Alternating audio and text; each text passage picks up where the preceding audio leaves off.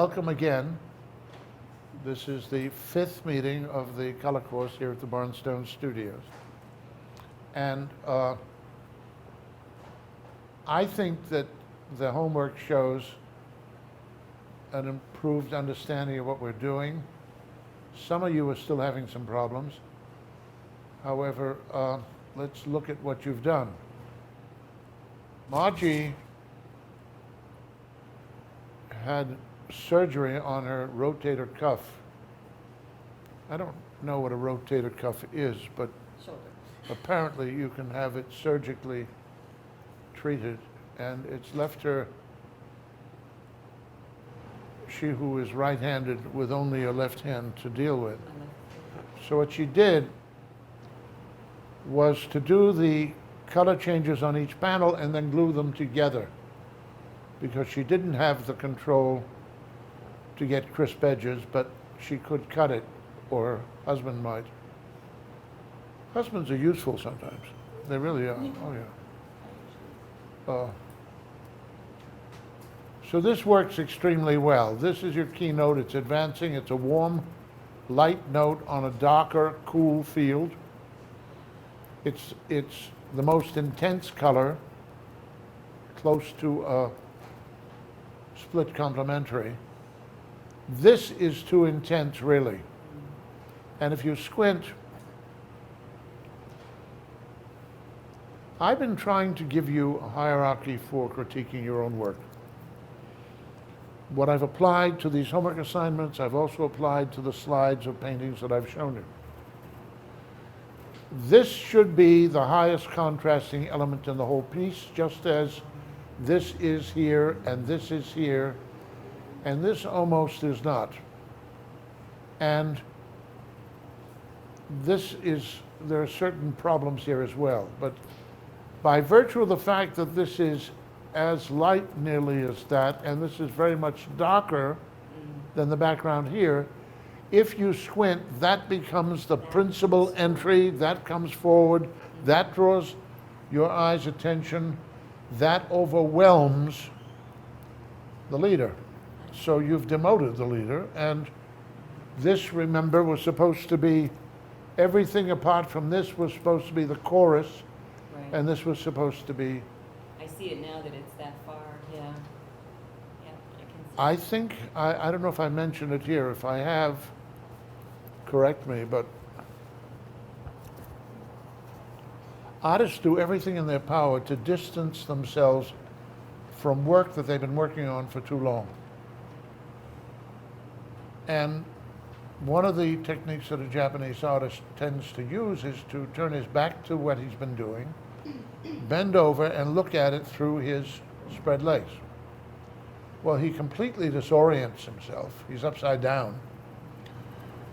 And if the work is going to function correctly, if what he wants to advance advances and what he wants to recede recedes, and if the planes that are intended to overlap do so now, he can be fairly comfortable that he's finished, he's solved the problem. And like it or not, while everyone else is talking about creativity, and here we're talking about setting problems for ourselves, solving problems, intellectually resolving something. And then there comes a time when you can work intuitively, spontaneously, because you've got the discipline, and you already know what to avoid doing because it's destructive. So in a situation like this, walking across the room and looking at it from a distance helps. You can buy a reducing glass. Reducing glasses allow you, sitting in front of the work, to look at it through the reducing glass, and suddenly it looks as if it's 15 feet away. Or you turn your back to it and you look at it in a mirror. Artists have tried all of these devices to try to see work that they've looked at for too long afresh.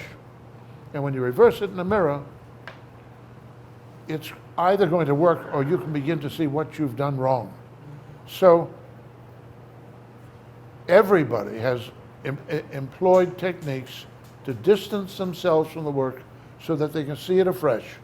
One of the other methods is to turn the piece to the wall, don't look at it for a week, then turn it back, and mostly you experience an oh my God, you oh my Lord, I had no idea that it was too strong here and too weak there, etc. But these assignments that I give force you to come to terms with the hierarchy, and this is defeated by that high contrast, and this is much more intense than that. Yeah, I can see it now. So you have this means of insurance. You can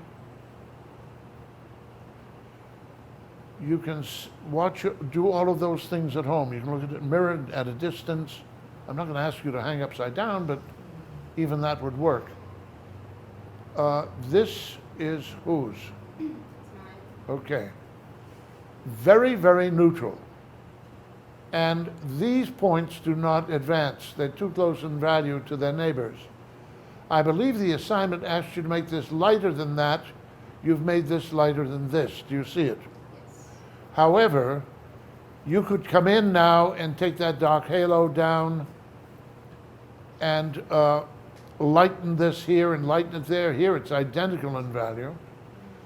But there's a unity to what you're doing because it's all so neutral. It really is. If you hold up a finger and cover the keynote, I think you'll find that since your values are so close, generally when you expose that, it's too light and it jumps off and it doesn't look as if the light falling on everything else is illuminating this. This looks as if it's illuminated by a much stronger light. These are abstractions, but if we get the relationships right, they look as if they're illuminated and that all of the planes are receiving the same degree of light. And therefore, if you're generally this neutral, this would have to be more neutral than you have it. And if you're generally this close in value, this is too far apart, too contrasting. So I'm going to ask you to continue painting this. Put another coat on, drop this down a bit. This, on the other hand, is too neutral. It should be warmer and more intense and lighter because it's your principal note. And what you've done, really, when you squint, is invested the maximum contrast in that corner. Do you see it? This is whose? Okay.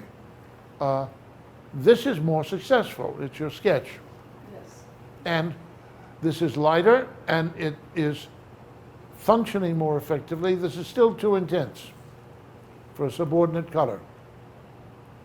And it's still a little too light, but it's a much more successful scheme. In fact, the general lightness of all of this is making those darks jump forward. Do you see it? It's making them more important than we want them to be. And this, you see, is what we're trying to get your eye to see. This is what we're trying to get you to understand, so that when you're choosing a motif to paint, whether it's a still life, a portrait, a landscape, or as in these assignments, an abstract design of just planes. And next week, that's what we're going to do. Next week, you are going to be instructed in how to construct your own problem, how to set it up in a key, how to organize the values, etc. And then my intention is, that will be the 6th meeting, my intention after that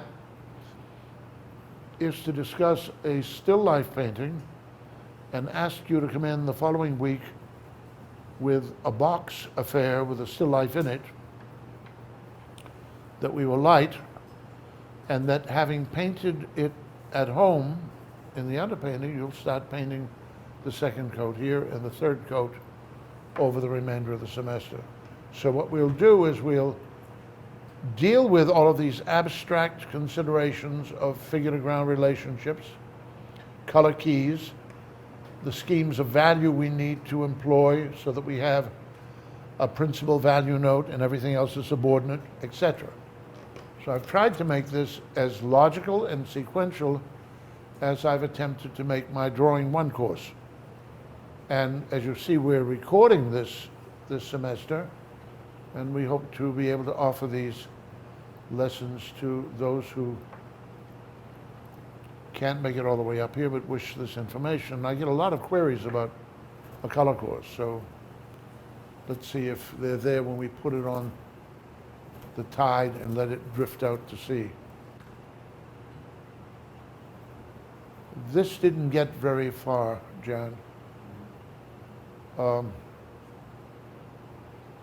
If you are free on a Thursday night, I realize you've got a long drive, but if you wish to come up, or perhaps on a weekend, and make an an appointment with Ian, we might help you to set up so that you don't run into the problems you're running into.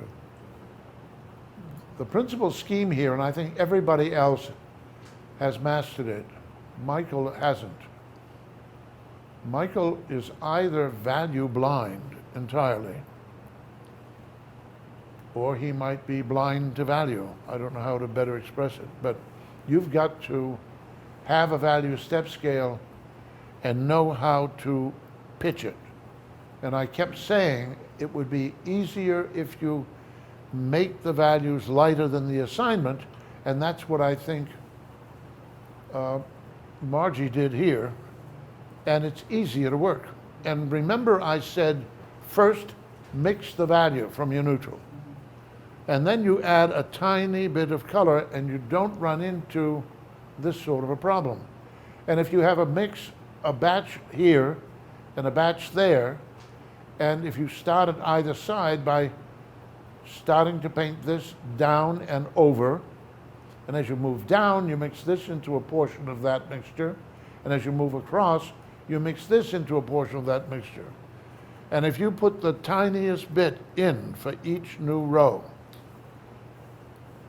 you don't paint both sides and then hope to meet it, because it won't work.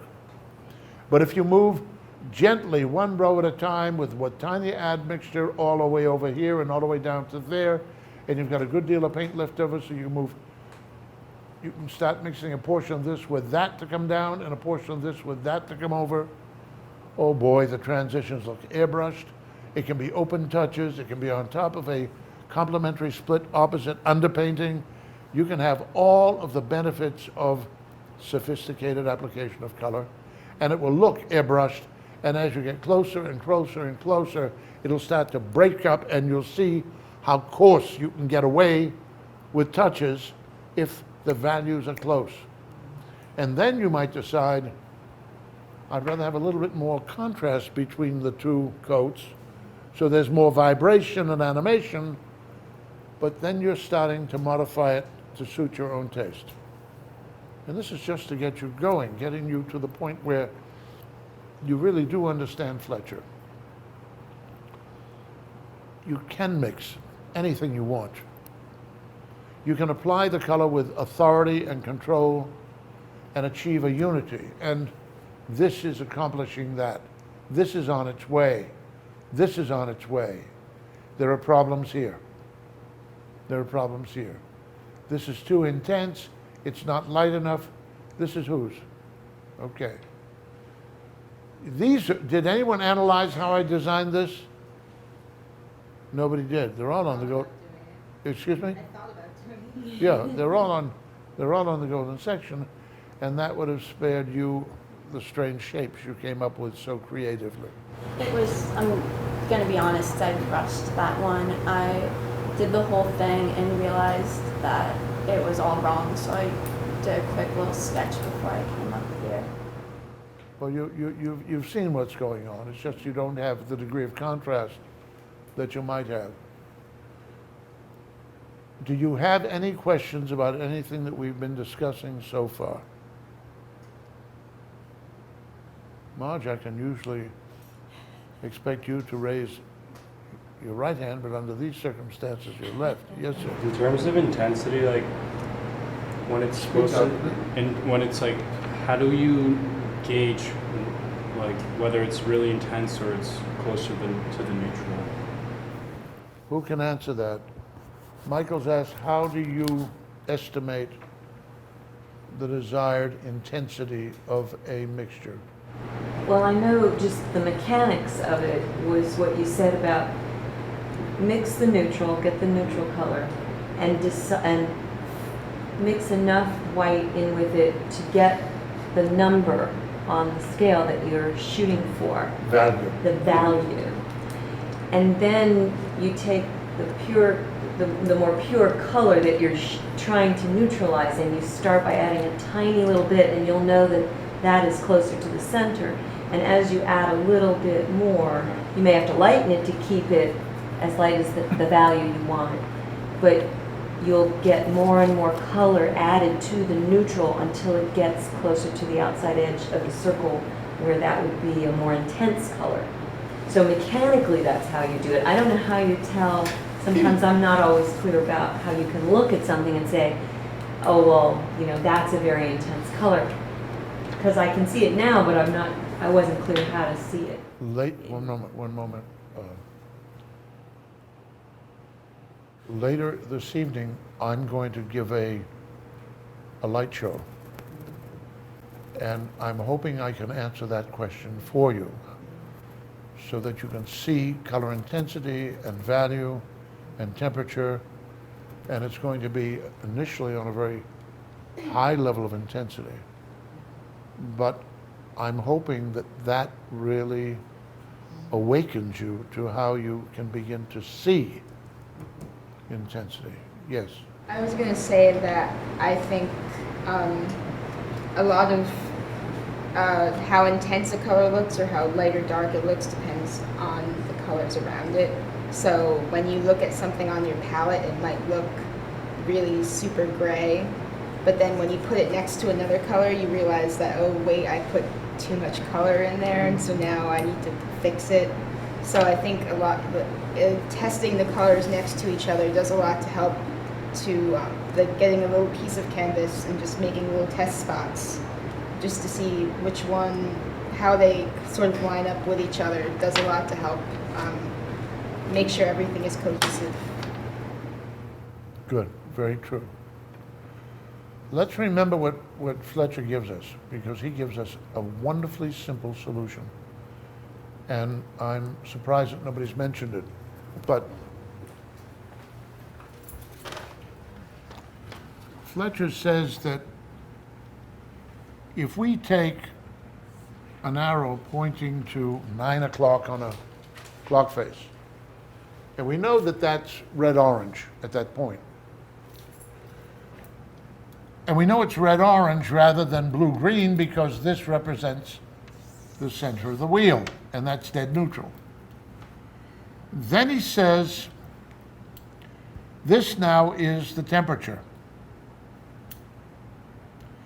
If we put a bar here, and this is our triad, this is a middle high intensity red-orange.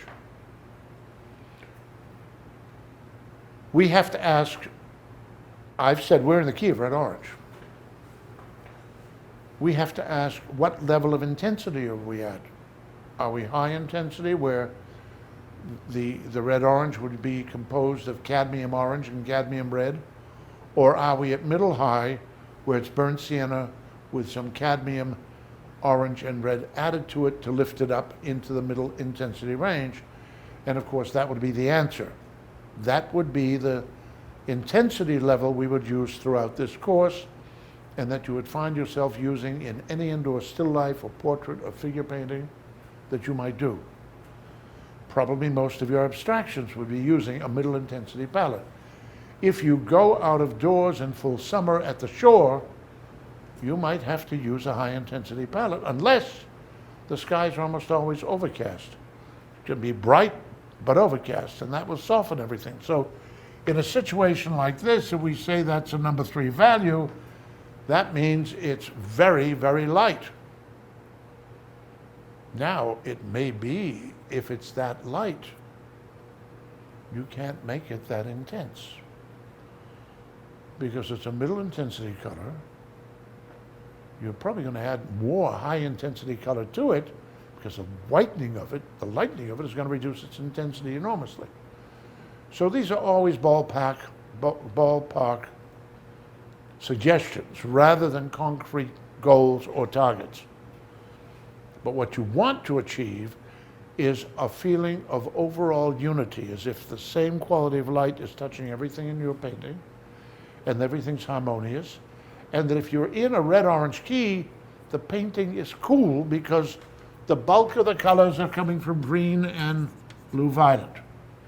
This is what we repeatedly say is the chorus.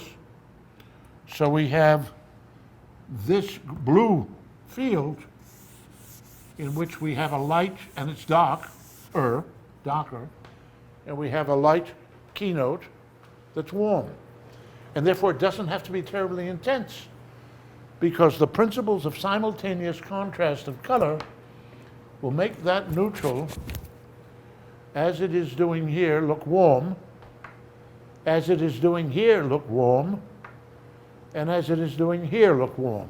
Here it's too intense, everything else is very neutral. It just isn't getting the same degree of light. But I think gradually you're gaining an understanding of the principles behind what Fletcher's offering, and you're seeing how these assignments present you with real problems that you're going to encounter when you do naturalistic still life, if that's what you wish to do, or portraits. And we will, before the semester's over, offer you an opportunity to do a still life. So start looking around at Michael's and Moore's for maybe just one pleasing piece of artificial fruit that has a nice shape, has decent color, and then we will add colored paper to the ground plane and the background, and you'll light it with a light hopefully you bought for the Drawing One course, and you'll bring your stage in and you'll set it up and you'll continue painting what you started painting at home. And then if we have time, I'm hoping I can give you one of these assignments, a pure abstraction, that you turn into a painting. So you've had to solve all of the problems that I've solved for you by giving you a ready-made in an assignment like the one you have in front of you now. I would like to turn to next week's assignment. And once again, does everyone have a cheat sheet? Once again, we have two coats. And start with the final coat. I've changed the key on you. I've asked for orange, violet, blue, green. So by mixing alizarin crimson and French ultramarine, you can make a violet. Violets are tough to buy in tubes. They're either too red or too blue. It's easier to, What was the two colors to mix? yeah, Or orange, violet. What was the violet? You said the two colors to The mix. two colors for violet would be red violet and blue violet. That would be alizarin crimson and French ultramarine. You know, if you look at the colors that I said you need to buy, I don't think I asked you to buy any real violets. I may have done, but you don't need to. And many colors you can tune. The orange yellows you can tune. The red orange you can tune. The yellow green you can tune. The violet you can tune. I mean, these are colors that reduce the need for commercial colors that might fit those slots. So this is what we call the ship, and it's framed. And I would like to show you slides of what it will look like finished. I hope you people have found this to be an absolute revelation. I hope seeing what happens when you've got a limited number of colors on your palette, all of the mixtures are controlled by only 3 colors, and that by and large,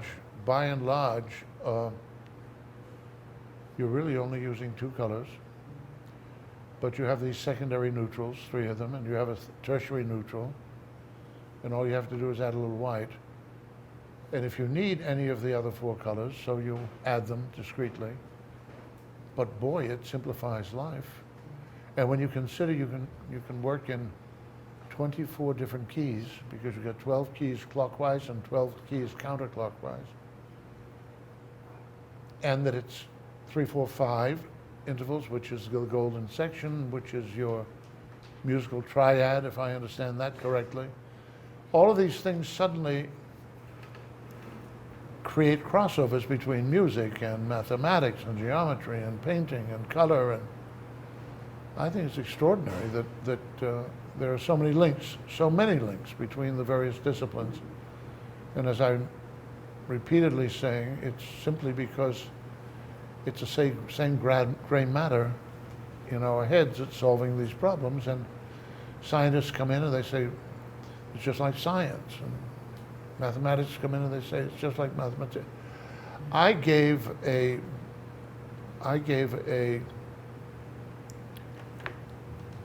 seminar lecture at Lehigh at the upper campus in that great dining hall.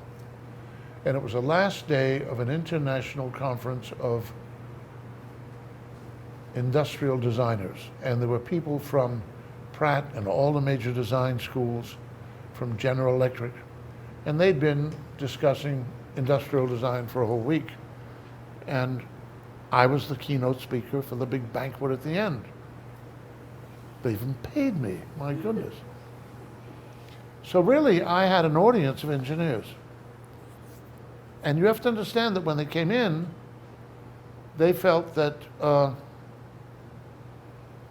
well, the fellow who was arranging this couldn't understand why I had been invited to speak. What on earth does a drawing teacher have to do with industrial engineering design? He thought this was crazy.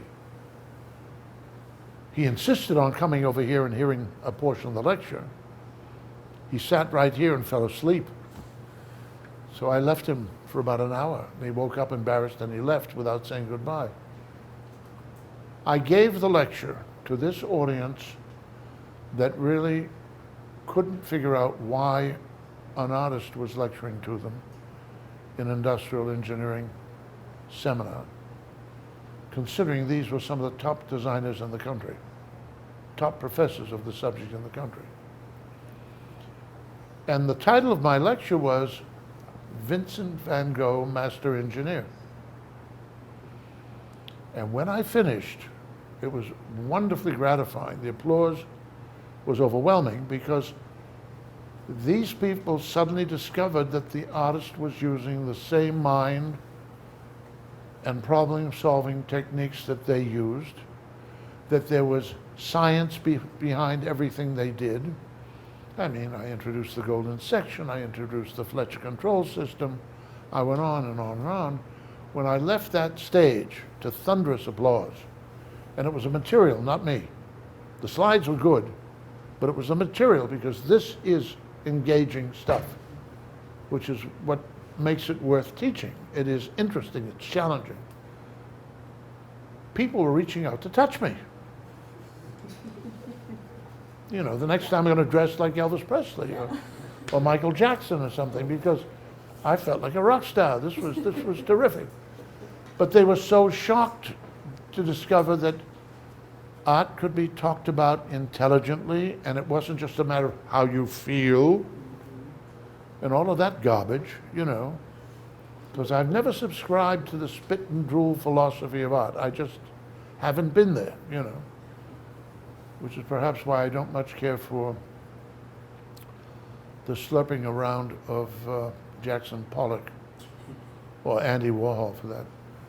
Don't quote me, but don't tell his mother I said that.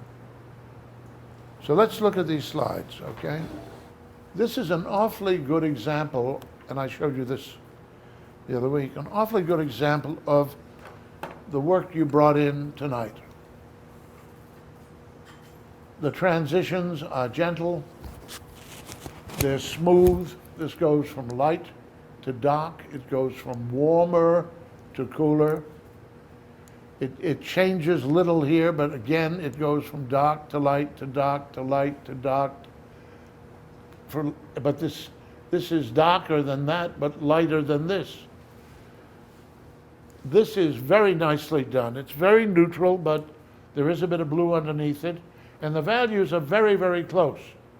Now, they're a little bit more strident than you have elsewhere. These are, in some cases, 3 and 4 coats of paint. They're so gently related, so close in value, intensity, and change that this almost looks warm, doesn't it?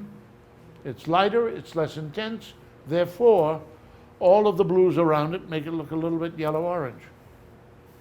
And you can see that the student who did this darkened the halo around this to make this appear to be lighter through simultaneous contrast of value, and then intensified this with the greens and the blues and the blue violets to make those very bland, warm yellow oranges look more intense.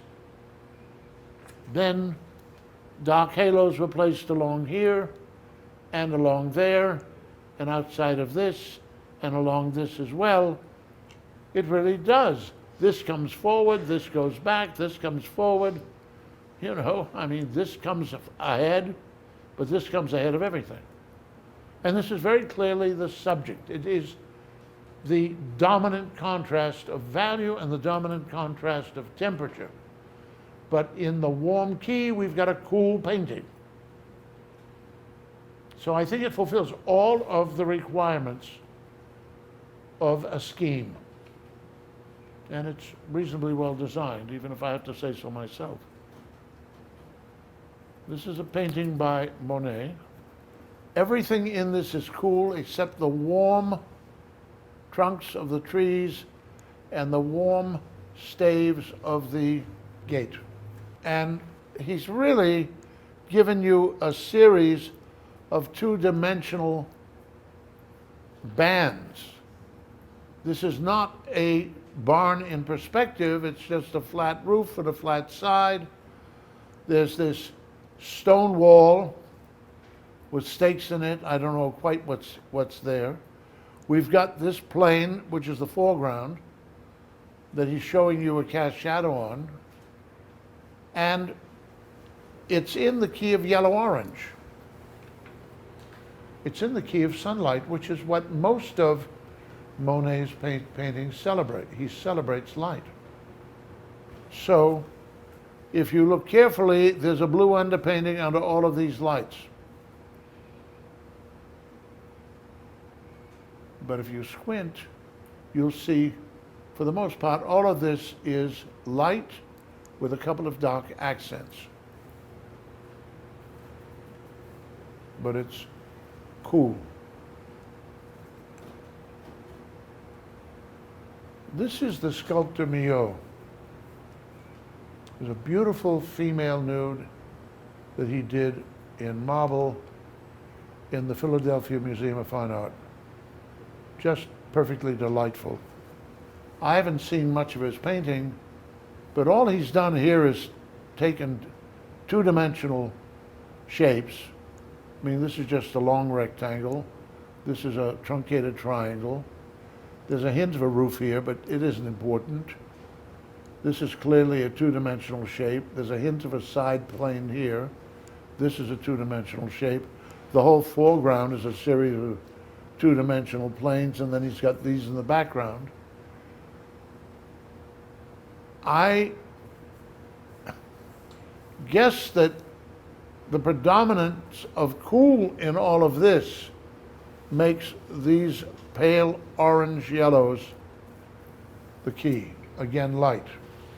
I don't think he was thinking about key as much as Monet or as much as Fletcher would ask us to do. He was probably doing something that was a pretty straightforward transcription of these outbuildings and barns that he delighted in the shapes that it offered. I think it's very successful.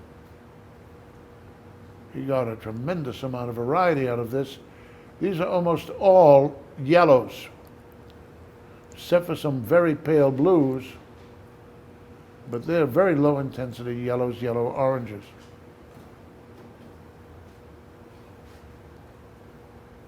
Fairfield Porter is a New York artist. This is one of his more successful pieces. I always find there's a flaw in what he does, and can any of you speculate about what I'm going to criticize as a flaw? Yes. The yellow all the way in the back, which is This? Absolutely. It's unimportant, and the amount of contrast he's invested in it, if you squint, competes with the subject, which is a father and his daughter walking along. Yes. That little blue thing right there. I can't hear. That little blue thing right there. Oh, that's a nuisance, isn't it? Yeah, but it's not as egregious as that, you would agree, okay? I mean, there's bad, badder, baddest, isn't there? And this is baddest, and this might be just bad. So this, let's cover that with your finger with one eye closed. And I think it's quieter, it's easier to look at. It's a little dull, isn't it? Not very exciting. And maybe when we restore it, it brightens things up a little bit, but I still think it's a flaw in a poorly organized painting. I've never thought this man was a rock star. But it's a plane going back in space, and then two-dimensional elements. So nothing has any volume. The trees certainly do not have volume. They're cutouts. They barely float on the ground. They don't grow out of the ground. He was a critic, and he promoted abstract expressionists while he did this kind of pop art landscape and portraits. This is one of my favorite paintings. Degas didn't win the Prix de Rome. He was always above these competitions because Daddy had lots of money and he could go to Rome if he wanted anyway. And he did. And here he is painting a view of St. Peter's, presumably a sunset, in the key of violet, would you? All of this is yellow-orange, or orange, all of it. It is just absolutely a delightful collection of two-dimensional shapes.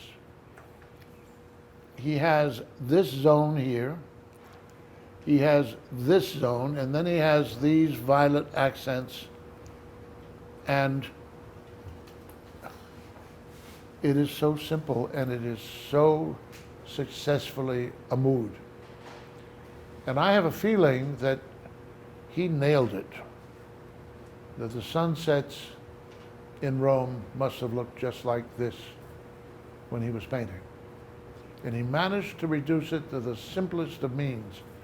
So be particularly aware of how he solved this problem, because that's the sort of thing I'd like you to be thinking about when you decide what kind of subject matter you're going to employ. Because this is really superb. Now there's a story that goes around that Degas was traveling with his post-impressionist friends in a train. And they went past a village. There was a little village outside of Paris that my wife and child and I, my daughter and I went to after my first show in Paris, Moret. And Pissarro used to visit it. And Pissarro did a painting of it, but he didn't like the steeple of the cathedral or church in the part of town it was actually in, so he shoved it where the Golden Section Division was on the other side of the city. But he had that liberty, and I don't know if anybody complained. You know how the French are. If the cheese and fruit are good, they never whine. So the story goes that the train was riding through Moret, and Degas' friends said, let's test him. Keep an eye on him. If he looks up and out the window when we go through Moret, we'll ask him to draw. the silhouette of the city. And sure enough, he looked up, briefly, only briefly. And when they were well out of sight of the town, they asked him if he had noticed the town when we were driving through it. He said yes. And they said, could you do a silhouette of the skyline of the town that you saw? He said, I think so. And he did. And they had done the skyline to compare it with, and he nailed it. But if you've taken drawing one with me, you know he knew that there was a fellow in Paris called Lecoq who was teaching memory drawing. And he didn't join Lecoq's classes either, but he did hire a kid that did to teach him how Lecoq recommended drawing from memory.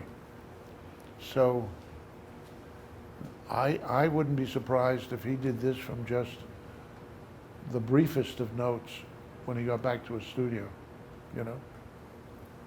It's one of my favorites, and it's as simple as can be. And if you look around the edges, you see he rubbed everything in with his burnt sienna before he started, because some of the underpainting is still showing. This is Feininger.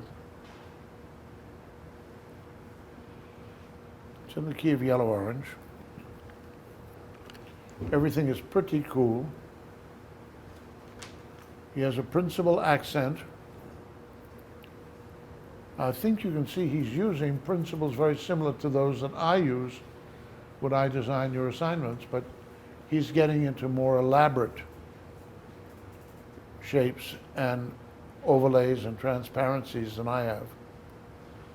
Doesn't prevent you from using them. But I think it's a pretty dynamic situation, and my only consideration is that there are too many warms. Too many warms. If you cover that and this, I think you'll see the warms in the lighthouse or whatever that construction is become very much more intense, much more vivid. And when you expose those warms and these lights, they're weakened. So if you have a soloist, you don't want somebody singing in the back room so that you can hear them. You don't want the interference. This is your assignment. There's a frame going around this. This is intended to be on a plane, which could be the surface of the ocean. This is the sky. You could bring this shape so that it appears to be ahead of the border if you wish. It isn't here. It's well contained within that frame. But this is the principal subject. And it's advancing. And it's supported as a light against the darkest darks. And any other lights aren't adjacent to anything like the same degree of low value. So the keynote is clear. It's the forward-moving element of that shape. And everything else is very quietly handled. And this is light all along this edge. It could have been lighter, that could have been a little bit darker. Had this been a little darker, that would have pushed back. Do you see it? Now you're going to have to edit what I ask for. And we are going to need more separation between the frame and the distant background. So there isn't as much contrast here as you're going to introduce, because you want to bring this forward, push that back, but you don't want to push this closer to you than that. So the degree of contrast is going to be less great than this, because this is going to be the greatest degree of contrast in the whole scheme. So you have your notes. You're going to do a color sketch of this, and you're going to do it this evening. And I'm going to let you read your notes and start from scratch on your own rather than illustrate it on the blackboard.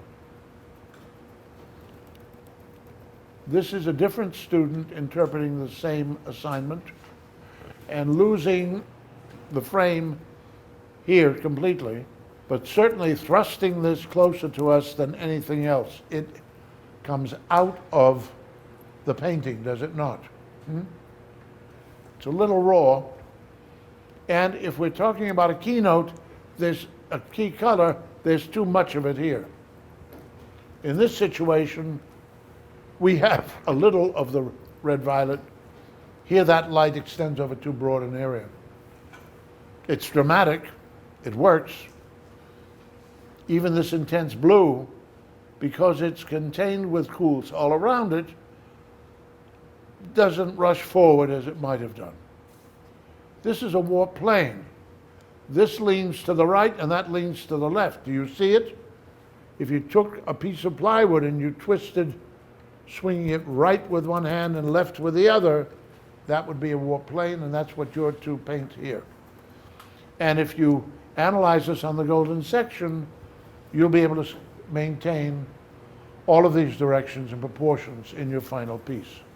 And if you do it in the golden section, you'll be free to make it any size you want, because you'll find the point-to-point connections to get these lines. This is another student, and it's the same student who did the first one we saw. And here we lose the back of the plane, but it goes back superbly well. That transition from this to this far distance is very successfully done, and this is a different scheme. It is a different scheme. This is a little too neutral, but these colors are rich, and even though this is a little too light, it's still, I think, a successful assignment. And I return to the first one because that's your assignment. Now, what I'm going to do now is suggest that we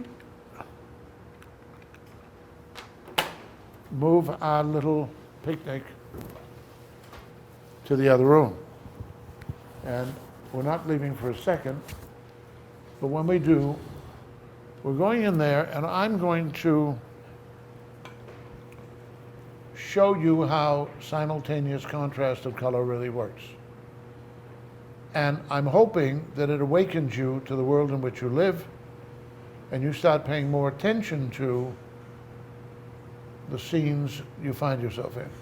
Whether you're sitting in a room like this, and you're concentrating on me or somebody beside you, and you start squinting and getting a feeling for the values and the intensities of colors, and thinking about how you would design it, because if you're going to paint, you should be sketching, you should be doing color sketches, you should be awake visually all the time. All the time. So let's go out. It'll take a couple of minutes to set up, and when we're ready, I'm going to start this light show. Let's go out, please. All right, I want you to all look at this, and I want you to tell me what color you see on the top of the sphere. What is the color of the top of the sphere? It seems yellow to me. Yellow, yellow, green, yellow, yellow, orange. Yellow greenish to me, or yellow orange at the top, yellow greenish as it goes down. But the top was what I was asking for. It's more yellow orange to me. All right. What is the temperature of the background that you see right behind it? Is it warm or cool? It's cool. What would be the position on the color wheel of that cool? Is it blue-green? Is it violet? Is it green? Is it blue? What is it? Violet? Who said blue-violet? Blue-violet. Does anyone else see blue-violet? Excuse me? I can't hear you. Saying it's a hallucinatory experience. You had said a couple of classes back that you have to start hallucinating. Okay, but you see it. Yeah.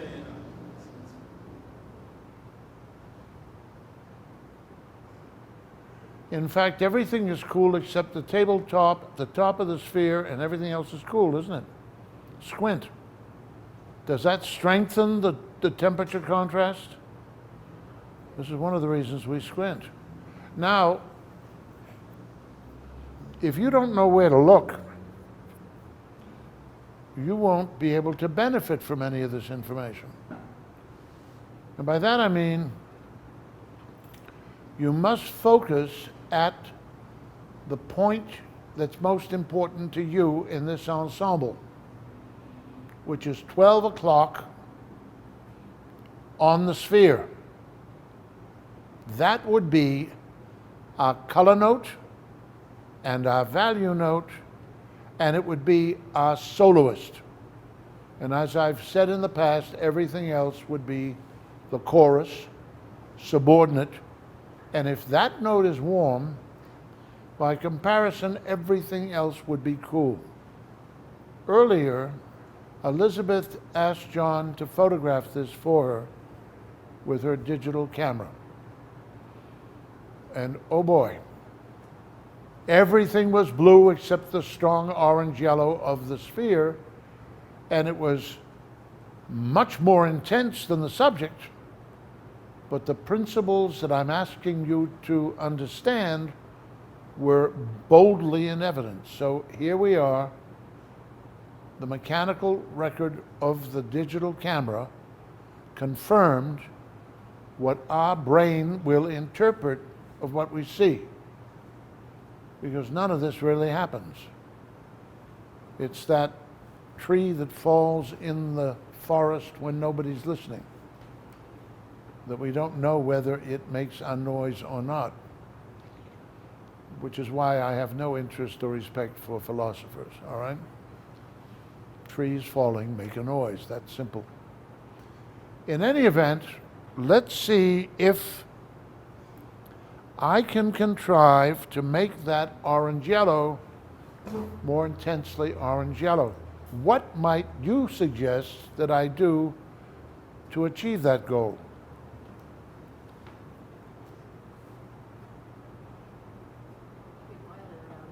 Excuse me? Shake the background and make it violet. Well, let's see. I have a red violet.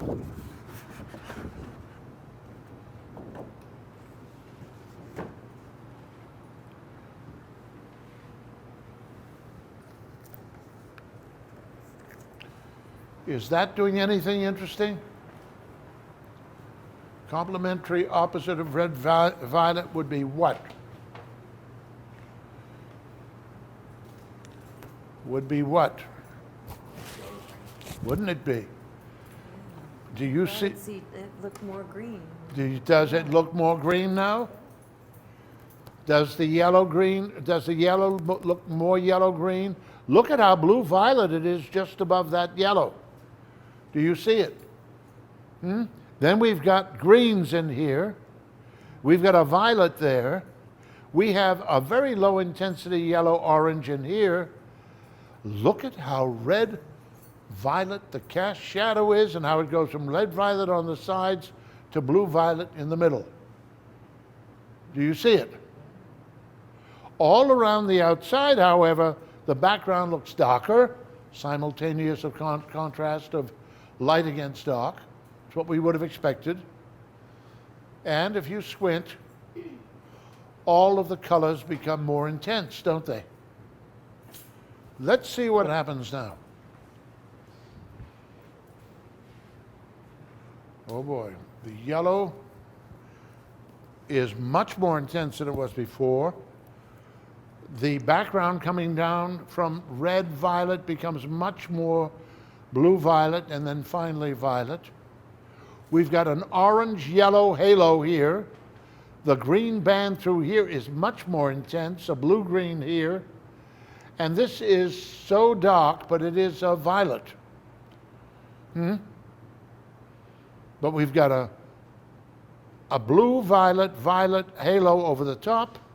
We've got a yellow orange halo around the sides. We've got the background reflected here on the sides of that cast shadow. The blues at the bottom and the blue violets and the blue greens are extremely intense now, aren't they? Squint, they get more intense. The contrast increases. The values, the lights look lighter and the values look darker.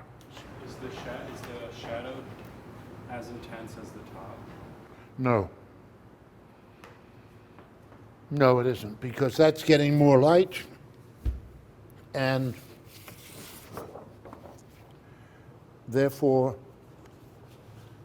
let's see what happens if we introduce yellows into this scheme, because the light is yellow. Well, it's a whole new ballgame, isn't it? It's a whole new ballgame. What has changed, people? Wait. Let Margie. The ball has almost gone to blue now because of that yellow background.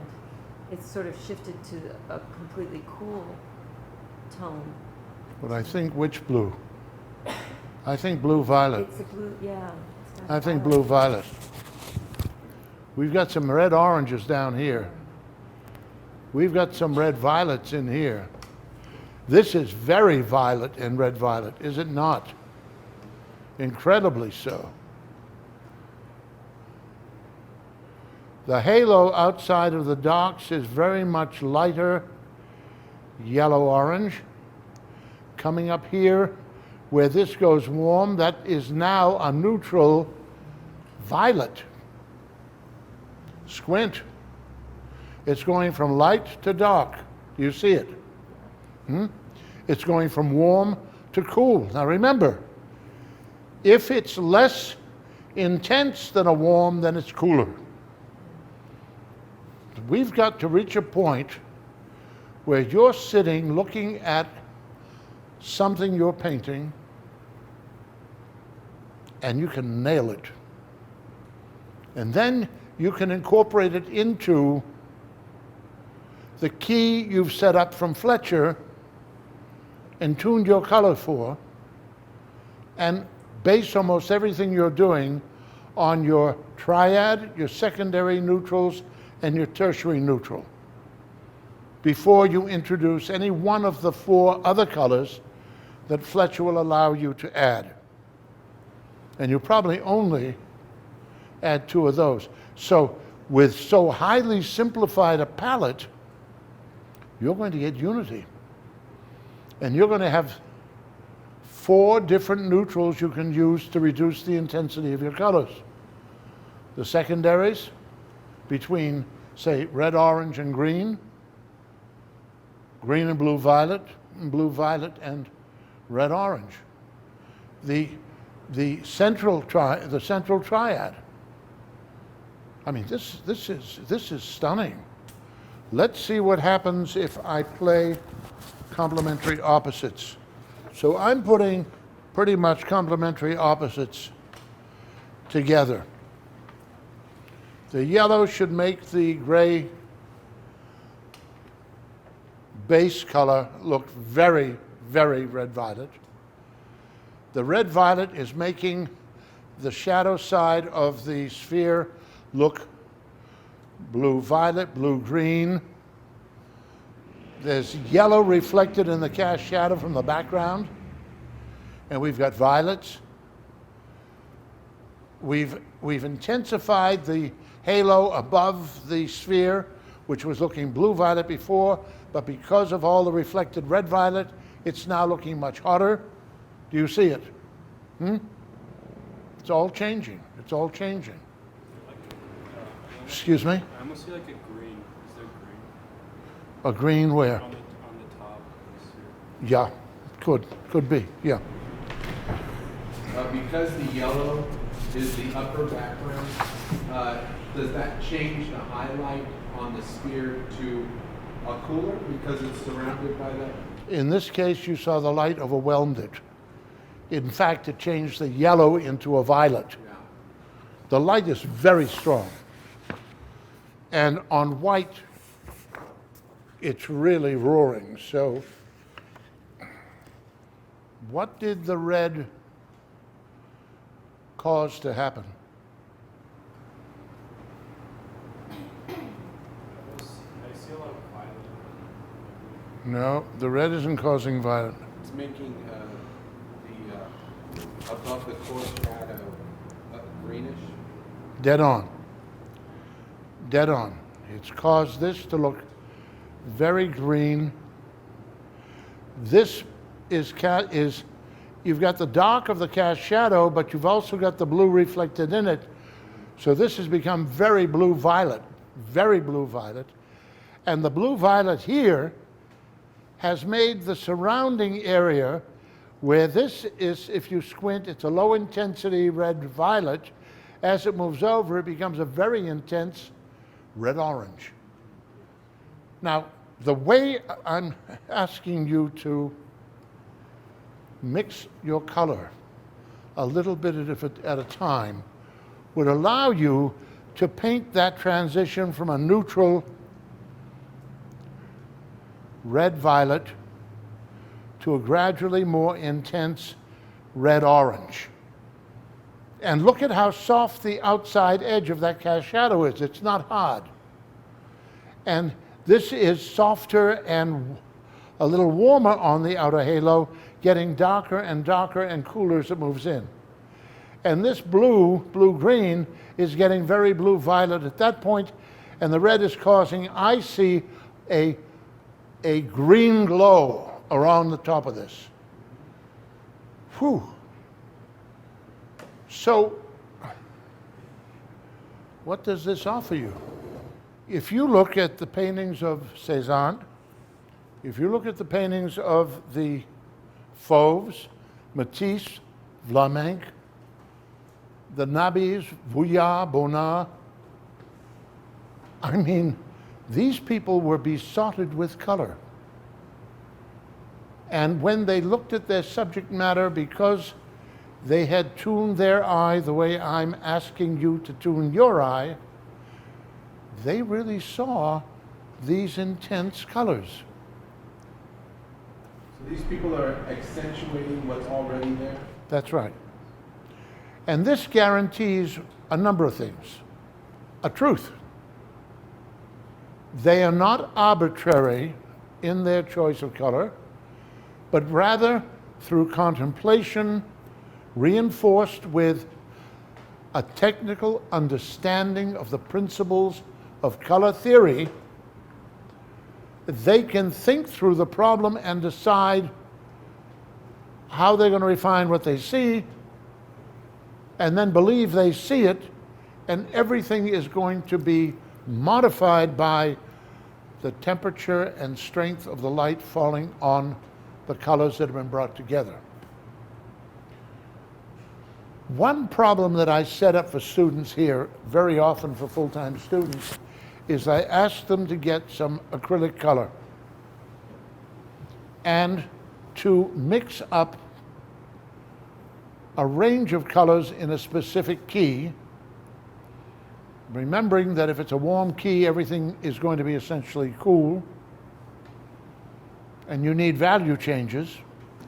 So if they take a large, middle, and small bottle, like our PET bottles in drawing 1, and they paint the smallest one, which is the lowest one, and usually the one you put in the front, lightest and neutral, it's going to be a key color.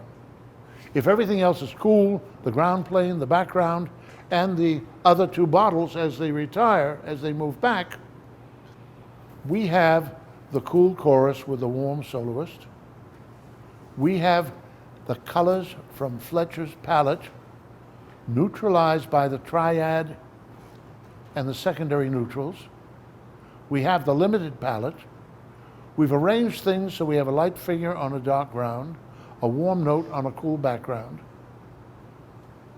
The cooler colors and the less intense colors are going to be painted on the furthest elements. So we're using aerial perspective to dictate how we bring things forward and push them back. We'll increase their value contrast to bring them forward. We'll increase their color intensity to bring them forward. And we'll do something the reverse to push it away. Suddenly we are in a position to play God, if you will. We create the color of the objects, we create the light falling on it, we determine the distance, we control the background, the foreground, and if no one's looking, off to one side we can put a piece of very intensely colored paper and reflect a warmer note into the scheme by bouncing light, having the overhead light bounce into that. So we have manipulated in advance everything.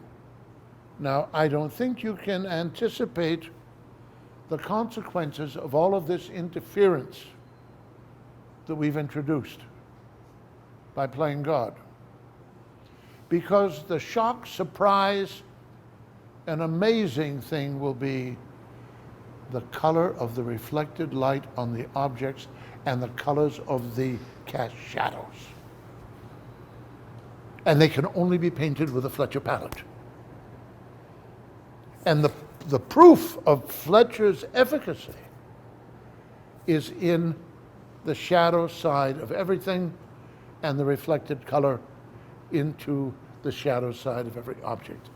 And it is utterly mind-blowing because you've suddenly discovered that you're privy to this imaginary world in which color reigns supreme, but it doesn't know what to do. You have to know what to do. And if you have some idea of what it is you must do, the results you get are absolutely thrilling. And suddenly you feel you're sitting between Vuillard and Matisse, and you're seeing what they see. Now, I've always assumed that, in a sense, under the palettes of these fauve painters, there was a volume control. So, no matter what they saw, if they wished to, remember they were called the crazies, the fauves, they could increase the intensity of the color that they painted. Mind you, you're beginning to see pretty more intense color than you've perhaps ever seen in your life. So now you have the freedom, if you wish, to raise the intensity of all the colors on your palette. And now you start looking at books on fauve painting. And you're going to see what they were doing. And you're going to be able to understand why they did what they did in relationship to what they saw.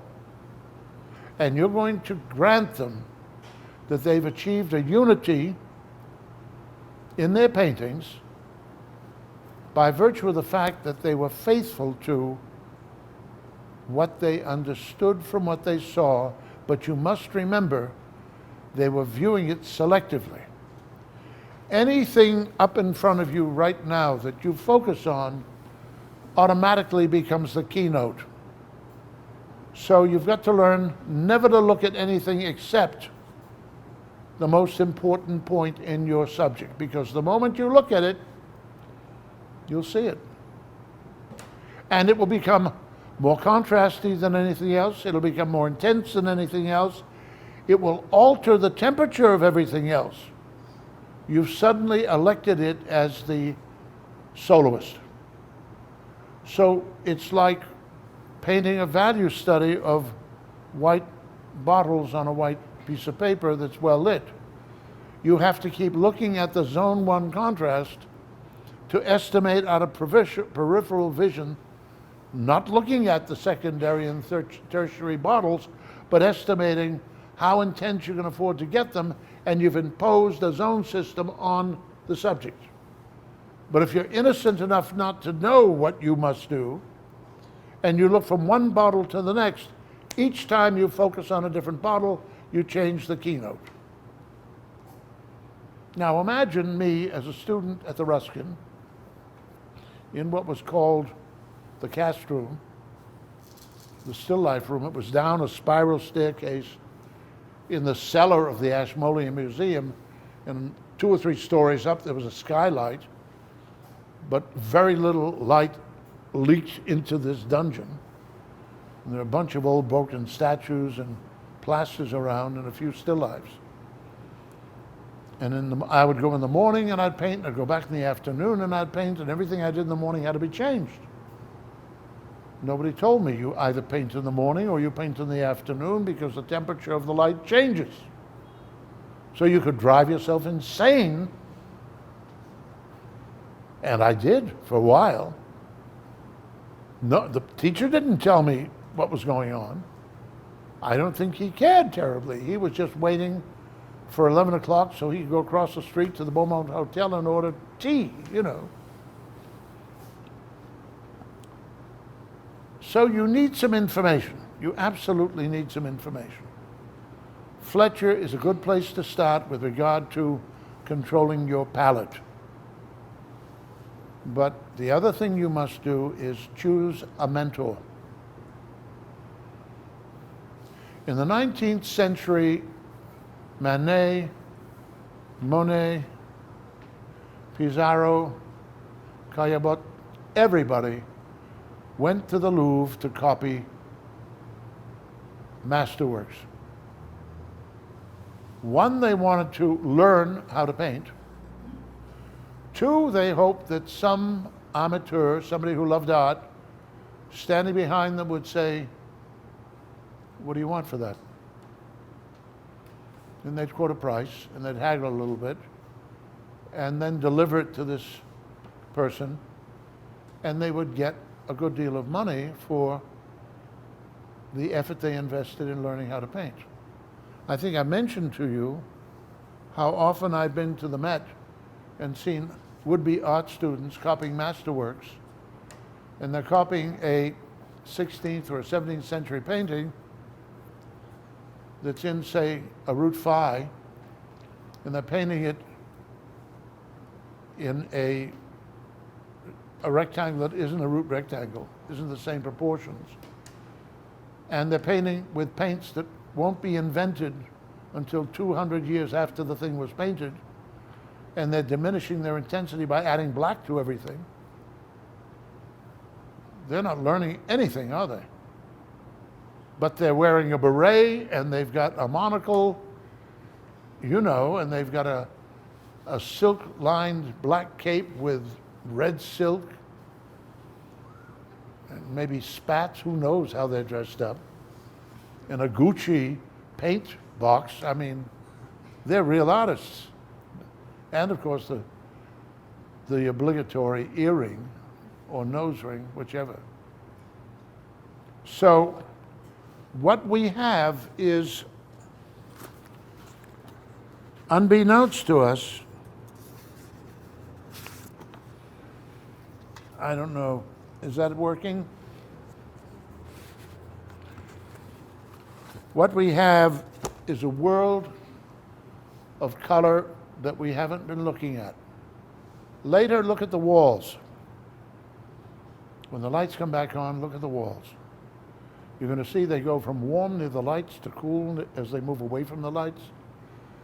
You're going to see a whole rainbow of color.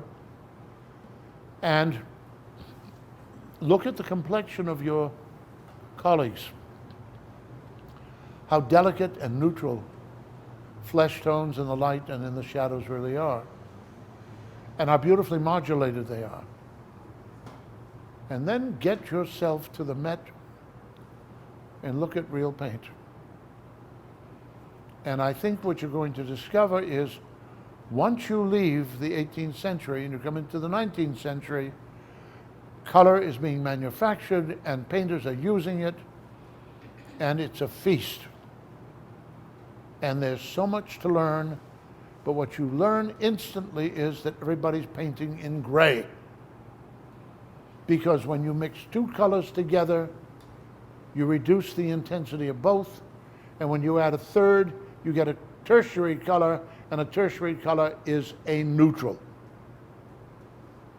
So nobody's using strong color, no matter how strongly their colors carry from their canvases.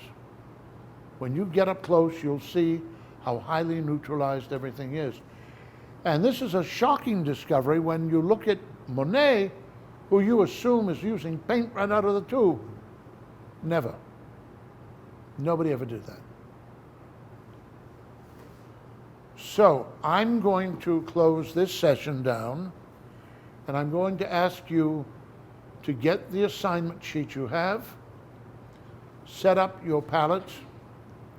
I'll ask Ian to make sure we have enough glass for those of you who aren't bringing down glass from upstairs. And don't bring down a big sheet of glass.